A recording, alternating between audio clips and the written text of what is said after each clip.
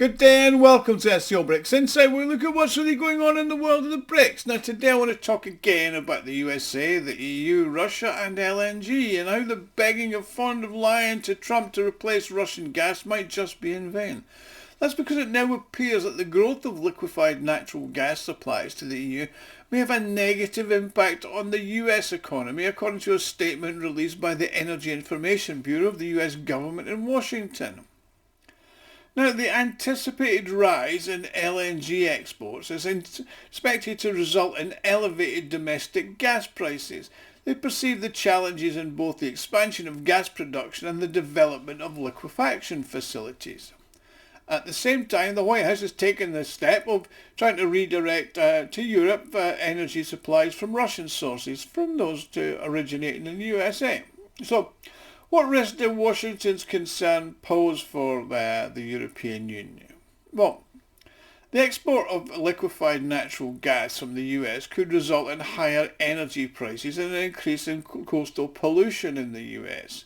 Now, the study conducted by the Energy Information Bureau indicates that the influx of new supplies could result in a price increase of over 90% for domestic gas by 2050. This will consequently result in challenges for the advancement of American manufacturing. Now, the authors of the report estimate that the total cost for industrial sector for electricity will increase by 125 billion over the next 30 years, which doesn't sound actually too much. Although environmental impact is likely to be significant, by 2050 the gas industry could be responsible for 1.5 gigatons of emissions per year, which is approximately a quarter of the total air pollution in the United States.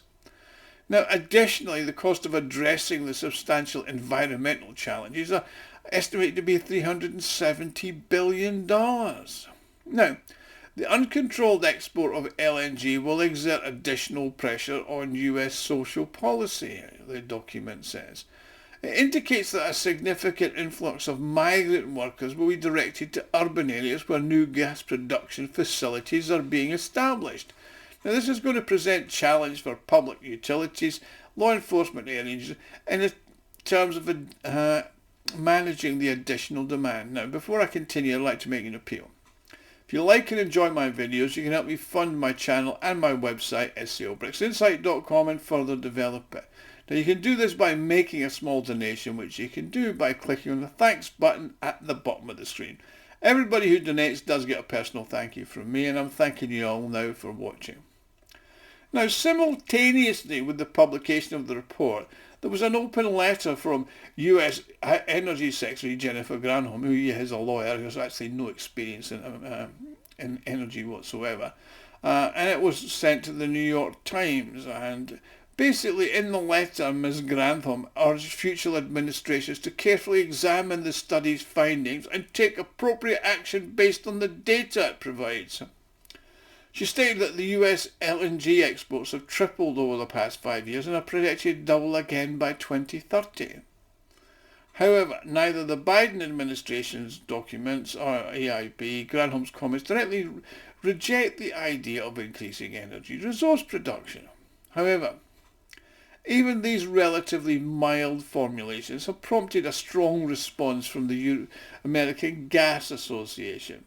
Now, they've highlighted that what they view as significant inaccuracies in the study. Well, there's a first. Climate change inaccuracies, climate, gas, energy. Wow. They said it's important to note that there's currently no consensus in the United States on the benefits or the harms of increasing LNG production. Now, another high-profile report produced by S&P Global has also been published, according to Politico. Yeah, that Democrat publication. In the report, Eric Eiberg, who's vice president of that energy company there states that the regular supplies of liquefied natural gas have increased the US GDP by 400 billion and provided an annual increase of jobs of more than 250,000. He says the agency has dismissed concerns expressed by Democrats about possible potential for gas prices to rise. According to S&P Global's estimates, that half of the deferred gas production projects are implemented, the average expenditure of American households will only increase by $11 per year. He said, should the government opt to terminate the initiatives, importers will be able to source 85 of the requirements from coal and oil imports from other countries and thus create emissions.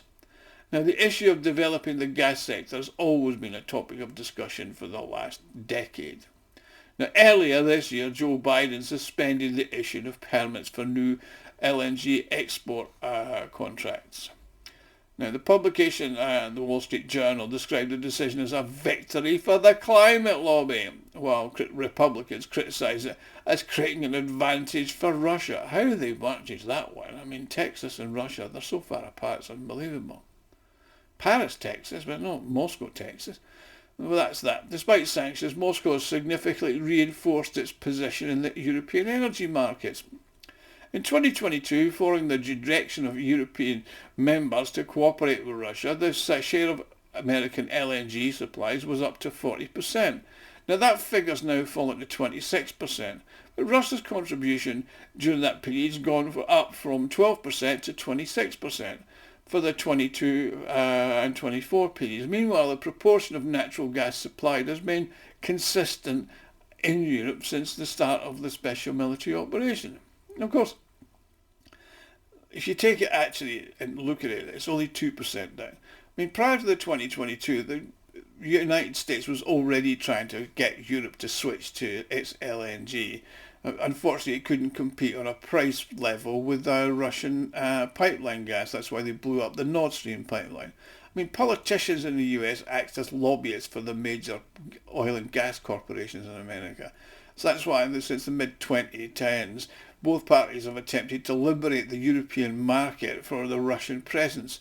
So that's guaranteed a stream of customers for the energy companies in the States, and the dealing with their European counterparts are all part of the globalists. Now, you've got to look at the operational framework of the sector in the American economy. The deliveries to countries in Europe are not carried out by US companies, they're multinationals. These are international corporations like Total, Shell, etc. The US companies only sell their share of the gas at their own facilities for them to take away in tankers, etc., because the US doesn't have the tankers. Consequently, the expansion of imports will necessitate more production facilities, which is where the Americans come in. They dig it out, they drill it out, and they liquefy it. Then it's the multinationals that then deal with it. So American companies have to expand their production capacity, but they then have the choice of the domestic or the foreign market. Now, currently the majority of LNG volumes still go to production, still goes to the American economy, and that creates competition, which means that the producers continue to maintain low prices. Now, the current market price in America, for example, for 1,000 cubic meters of natural gas is $100. That's about a fifth of what it is in Europe.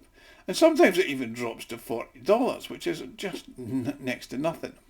So the current situation has a beneficial effects on the country's agricultural and certainly industrial sectors, because access to affordable energy resources has always been a significant factor in the recent success economically of the United States, and the high energy prices has been the downfall of the Europe. Now, if the number of LNG production plants increases, they'll be able to offer a net back export price, which is the cost of selling the product minus the cost of the delivery to the buyer.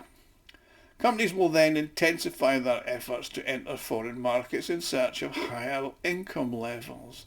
That's what they want to do. I mean, if you can get more money in the Asian market than you can from the European market, you do it. That's what they do currently. If you get more money from exports, you're not going to sell it to the American market.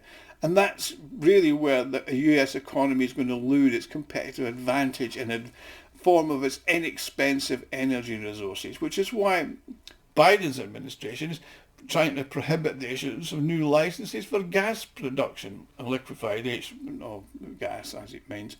So, but that might continue to grow, given the contracts for the next few years have been approved, but there's still more that need to be done.